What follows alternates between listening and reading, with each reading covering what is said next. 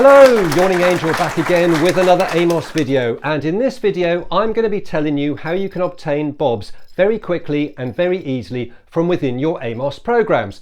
And when I say bobs, I'm not talking about this one or this one. So some time ago in a previous video I covered how you could create bobs and sprites by using the object editor which is built into AMOS Pro. A link to that video will be up here. Well, what if I told you you can create bobs from within your existing AMOS programs by using graphics that are already there? Yes, in this video we're going to cover a command called getBob, and it's this command which enables us to capture part of a screen and assign that to a bob which you can then animate separately or have under control of a joystick. It's a really useful command and is very, very easy and straightforward to implement. So in this video, I'm going to take you through how to use that command, and we'll do something quick and dirty like we usually do. Also, I'd implore you to watch this video to the end because I've written another program which I think demonstrates quite well a user case where you could actually use this command to some great effect. So don't miss out on that. Right, well, you know how this works. Let's go and grab a cup of tea and dive on into some code. Right, here we are in front of the Amiga and in front of some AMOS code, and we have a cup of tea ready. So this today the mug being used is the This Week in Retro mug. Just want to give a big shout out to Dave, Reese and Chris, who have been keeping This Week in Retro ticking over quite nicely while Neil is away. Loving your work, guys. Thanks for keeping it real. Using the This Week in Retro mug today as a bit of a shout out to you guys. Right, so let's get on with it then. Right, what I've got here, this is a bit of a shell of a program which doesn't do much at the moment, but what we're going to do, we're going to build our code in here in order to get our bob. Don't forget this source code and the source code for the program, which I'm going to show you a little bit later, will be available to download for free from my website. Right, so what we're going to do here is we've got our screen set up, we've switched on double buffer because we're going to have a bit of user controllable animation in here using the joystick. We're going to draw something on the screen, then we're going to draw another thing on the screen, then we're going to give the end user a message, then we're going to get our bobs. So this is where all the sexy action will take place, where we get our bobs. We're then just going to do some tidying up on the screen, setting some variables, etc. And then we've got this message here, press fire to swap bobs. Ooh, what's that about, Yawning Angel? Could this be quite exciting? Yes, it could. And then we just got a do loop here, and we've got a thing here, pressing fire will swap bobs. What's all that about? Well, let's get into it and find out, shall we? So, the thing with getBob, you can draw something on your screen and then use the getBob command just to capture that. So we're going to do that right now. So let's start off with setting ink color. We can use the bar command.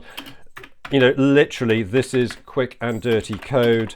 You can do whatever you like, but this is the way I'm doing it. So I'm just basically, as you'll see, just drawing a bit of a cube type of affair on the screen. Oh, no, I don't want that. Circle 115, radius 5. We're going to use the paint command to fill the circle that we have just drawn. So paint command, quite effective actually. So you can draw a circle outline, then paint will fill it. Paint will not only fill circles, it will also fill squares, cubes, rectangles, you name it, it will fill it. Right, so let's draw another thing on the screen, change the ink color. 200, 100, to 230, 130. Right, and then we'll just do an ink for, and we're going to put another circle in here. 215, 115, 5. Yep, that's looking good. And then we'll paint this as well. 215, 115. So the paint command, basically these coordinates you put in, they're X and Y coordinates, but they've got to be inside the thing you want to paint. As long as they're inside, AMOS will do a painting thing for you. Right, so that's some things on the screen. So let's save that and let's run this program and see what we get. And we get this, which quite clearly hasn't worked properly because that white circle should be inside the grey one. So let me correct that now. I can see the problem. Yep, not enough tea yet this morning. So if I change that, we'll save that, run it again. So that hasn't worked either. This is going really well this morning, isn't it, boys and girls? 115,5, 115,5, 215,115. There we go. Yeah, I got it. I got it. I need that to be a 1. See, this is what happens when you try and rush things and you haven't had enough tea in the morning. So here we go. This is what I was after. So we've got these 2 cubes with circles in the middle of them, and at the moment they're doing nothing, but these are the graphics which we are now going to administer the getBob command to. So let's do that. So are you ready? So I need another mouthful of tea basically before I do this, because it's quite exciting. So here we go. We're going to get the bob. So what we're going to do then is get bob, and this is the command. To get a bob, this is AMOS Pro, remember, it does what it says on the tin. Get bob command is used. We're going to get bob 1, and that bob will be at coordinates 100, 100 to 130, 130. Can you see some commonality between these coordinates and these coordinates? Yes. They're exactly the same. I am literally just cutting out this bar that I've created. That is what I mean, you don't have to do that. I can use any subset of coordinates and the getBob command will just blindly go in and just grab that part of the screen. But for this, that's how I'm doing it. So I'm literally just capturing that bar exactly. Okay. Now what I'm going to do is get bob 2. And I bet you can't guess what the coordinates for this are going to be. 200, 100 to 230, 130. That is it. We've now got 2 bobs. Let me just tidy this code up. 2 bobs there, bob 1 and bob 2, and these will be the objects which we have created on the screen.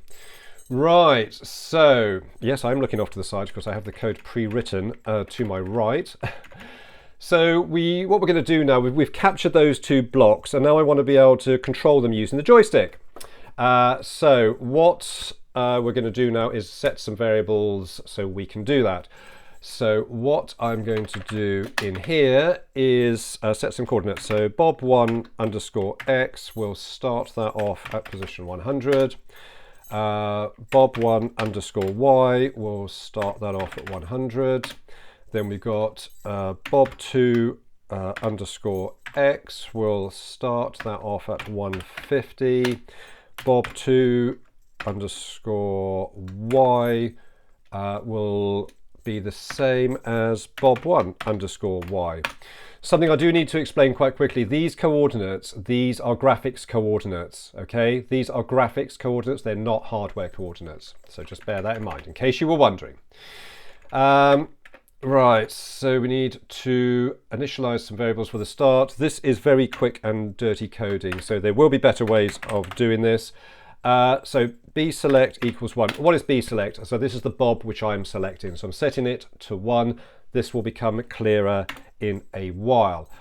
B underscore x is got to equal b1 underscore x, and b underscore y has got to equal b1 underscore y. Don't worry, this will all become clear in a minute. Right, so now what we do, we've got a message going to the screen, press fire to swap Bob's joystick to move, and we've got a Bob selected variable being shown. This is our bselect is being shown there on the screen as well. So next up then is to do our do loop, and we'll do that after some more tea. That is a good cup of tea. Right, let's get our do loop written then, shall we?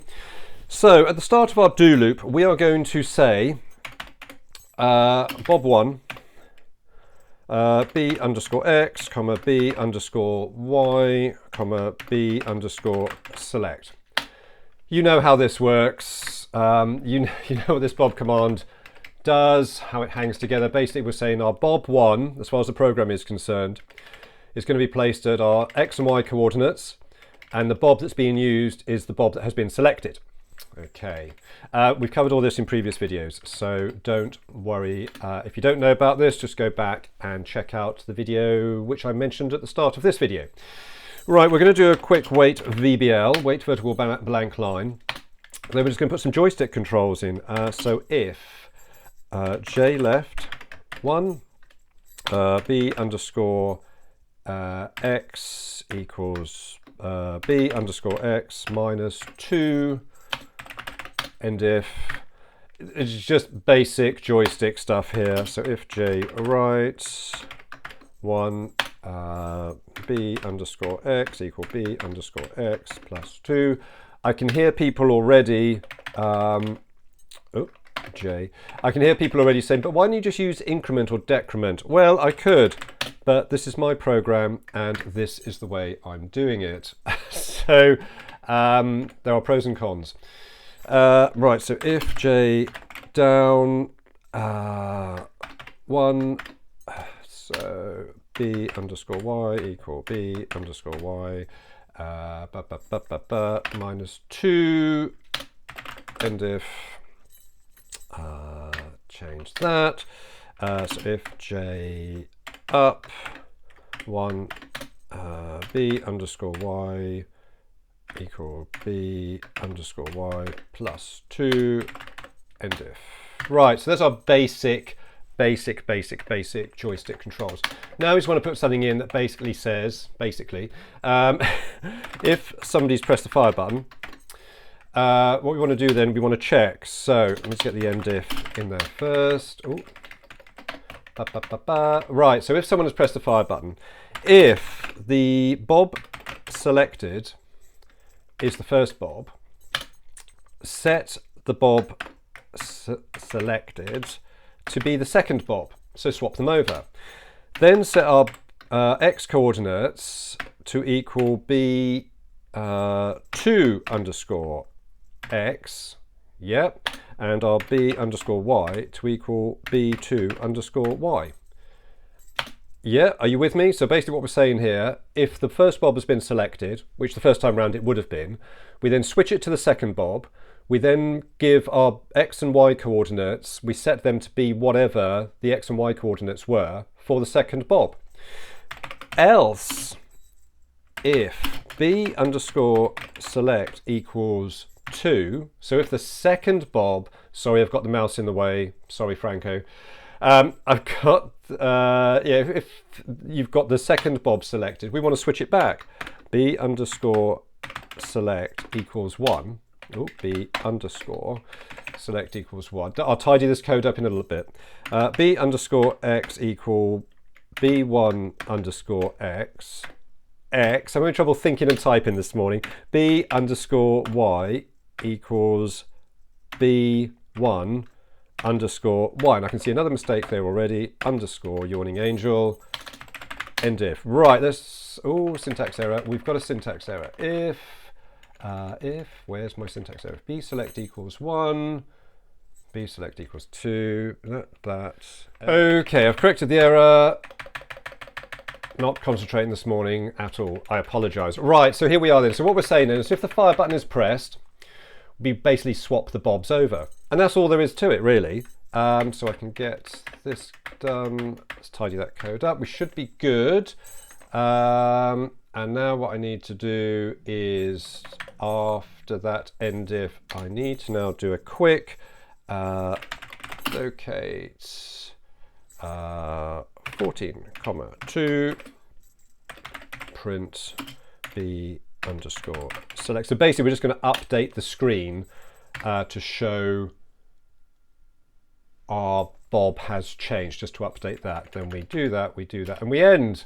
That's all there is to it. Right, quick save. Okay, are you ready then for the magic to happen? All right, so let's go in. So we run the program, and first of all, we have our two objects on the screen. So joystick at the ready, yawning angel, joystick at the ready. There we go. So now press a key. So it's telling us press fire to swap bobs, joystick to move. So now if I move the joystick, that bob is going to move incredibly slowly. So there's obviously a problem there and I've missed something out. But if I press the joystick, it will then swap again. So as you can see, that does work, albeit very slowly. So I'm now going to dive in and just quickly correct that code. Right, I have discovered the problem. The problem is the position of this print statement here. It is inside the main loop when it actually needs to be inside my if fire condition. So let me just grab that, cut that out, paste that in there, and save that. I've also made some changes. My Y values here, I had the plus and minuses run the wrong way. So when you press down, you actually went up, and when you went up, you actually, when you pressed up, you actually went down. So we should be good now to run this. And so we've got our two objects here. I press a key, Bob selected is showing me as 1, and look at that. That was the image, that was a static image which we had on the screen, and now I can control it because it's now a Bob and I can control it with the joystick. If I press the fire button, it'll swap over, and there's my second Bob moving around the screen quite happily. You know, just by using the get Bob command, I can grab bits of graphics, make Bobs out of them, and then do whatever I want to do with them because they're a Bob. You know, I can have them move by themselves, I can control them via a joystick, I can do animations with them, I can do whatever. That is the power of the get Bob command, and I'm really pleased with that. So with that done, and having shown you the basics of the get Bob command, I now want to show you a very quick and dirty program, which is just a scenario as to where you might want to use that maybe in a game. But first of all, I'm going to restock on T, and I'll be back to show you the next exciting bit. Yes! Okay, I'm back. The tea has been refreshed. Refilled. That was the phrase I was looking for. I think it was re-something. It's still early in the morning. Right, this program, this is my get Bob command extra.amos program. The source code for this will be available to download for free from my website as well. But what does it do, Yawning Angel? You're on the edges of your seat, you want to know, let me run it. So imagine you've created an adventure game, or any sort of game really, and you've got a room where you want a secret door to be revealed maybe. So what I've done here, I've just used very basic 4 next loops with the bar command and some box commands, and I've created this makeshift room, no doors, no windows or whatever, but somehow you've managed to get a player in here and you want to trigger a secret door somehow. So you want the animation for that. So what I've done, I've drawn this, and now when I press a key, look at that, part of it slides away. Yeah, it's not completely perfect, but this here is our Bob. We had the graphic, and I've just taken a section of that to be my Bob. Now, don't be kind of misled by this empty space here. That's just a bit of quick and dirty code to actually make that space, you know, black, so it actually shows that there's a gap there. But you know, you can do that in a better way. But all I really wanted to emphasize was this here is a Bob. So I can now close that door, so press a key and it will now slide back into position. Look at that. And like all walls, when you take a piece of wall out, you've got to put it back in, it's never going to sit quite right. That's my excuse, quick and dirty coding, that's it. But that kind of demonstrates we've taken a section here, we've slid it out, and then we slide it back in. How did you do that, Yawning Angel? I'm going to take you through a very quick whistle-stop tour of the code, very similar to what we've already done. We've got our screen, double buffer, we draw stuff. So these 4 loops here are drawing our walls. We then get our Bob. So I've just taken a random position and I've just made that my Bob. So what it's done, it's copied part of that wall and made it the Bob. Then issue the message to the screen, do the wait key, set variables, and then all I do is just run the animation. And this code here, which I'm not going to go into any great detail on, literally just slides that section out. It does actually, does actually put a little blank bar in there just to show that there's a space now in that wall. And then it gives the message, once it's done the animation, press a key to close the door. And then we've just got another procedure here which rebuilds that. So effectively slides that Bob back into position. And that is it. That is all that is doing. So let's watch it again because I was actually quite pleased with this. You can have a lot of fun with this. And I think the get Bob command probably lends itself more to moving scenery around on your screens. So here we go, press a key, slide out, cover the space over, move the wall out the way, and press a key and slide it back in. How much fun is that? So there you go, ladies and gentlemen, the get bob command explained with what I think is a practical example. Huzzah! And that is it for this video. Thank you ever so much for watching. I really hope you've got something out of this. Don't forget the source code for these programs is available to download from my website for free. The address is here. Links to all my other online activities can be found in the video description down below. So, as I said, that's it for this video. More AMOS videos to come. Maybe some more stuff around bobs and sprites coming up in the future. We've still got to sort out some audio things as well, which I want to cover. So, exciting times ahead. But until those videos appear, thanks once again for watching. And whatever you do, keep safe and keep it retro.